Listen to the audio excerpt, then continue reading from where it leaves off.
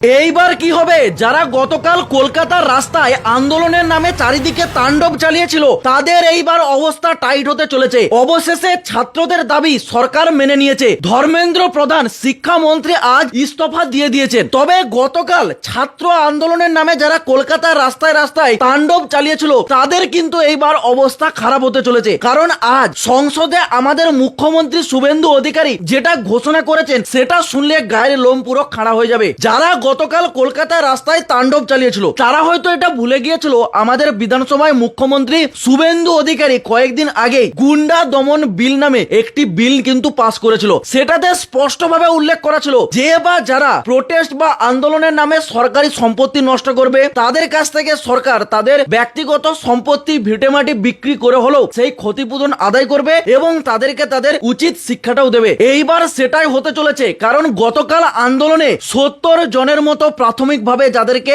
শনাক্ত করেছে পশ্চিমবঙ্গ সরকার এবং পশ্চিমবঙ্গের পুলিশ প্রশাসন এবং তাদের উপর লাগু হতে চলেছে গুন্ডা দমন বিল। এমনটাই আজ সংসদে বলেছেন আমাদের মুখ্যমন্ত্রী শুভেন্দু অধিকারী। দেখুন একবার সংসদের মধ্যে মুখ্যমন্ত্রী কি বললেন। সোশ্যাল মিডিয়াতে দেখবেন যে সেলফ ডিক্লেয়ার ককরোচ পার্টি তারা বলেছে যে বামফ্রন্টের কিছু ছাত্র সংগঠন তারা এই কর্মসূচিতে ঢুকে পড়ে। এই মিছিল শান্তিপূর্ণভাবে এগোচ্ছিল। ভোটে হারারা পিছন থেকে খিদিরপুর, মেটিয়াবুরুজ, রাজাবাজার, পার্ক সার্কাস, আকরা ফটক, বেলগাছিয়া, রাজারহাট, নিউ টাউন, বাগুইহাটি এবং ইত্যাদি ইত্যাদি। পরবর্তীকালে যখন ডোরিনা ক্রসিং এ আসে প্রথমে জুতো এবং বোতল দিয়ে শুরু করে, তারপরে টার্গেট করে সাংবাদিকদের। কারণ অনেক চেষ্টা করার পরেও পুলিশ ওদের পাতা ফাঁদে পা দেয়নি, আমাদের নির্দেশও তাই ছিল। ওরা চেয়েছিল পুলিশ লাঠি চালাক, গ্যাস ফাটাক, বল প্রয়োগ করুক। 6 জন সাংবাদিক বন্ধু যারা গুরুতর জখম হয়েছেন, রক্তপাত হয়েছে, তারা সরকারি হসপিটালে চিকিৎসা নিয়েছেন।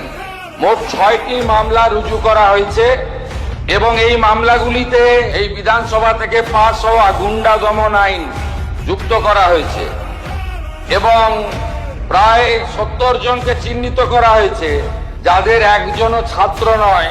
4 জন কুখ্যাত লোকের নাম আমি এখানে বলছি, যাদেরকে আমরা ছাড়বো না। আরো বাকিগুলোর নাম তো আমি এখানে বলে সময় নষ্ট করব না। Afroz of Rajabagan, Nahid of Khidirpur, Tanvir and Nizam of Iqbalpur, Rahul Jamal of Watganj. এই 5টা গুন্ডার নাম আমি এখানে ঘোষণা করলাম। গুন্ডা দমন আইনে এমন ব্যবস্থা নেব যাতে একদিন নয় এই গুন্ডাদের 3 পুরুষ মনে রাখে। এই জন্যই গুন্ডা দমন আইন এনেছিলাম। এটা বাংলাদেশ নয়, এটা নেপালও নয়, এটা ভারতবর্ষ।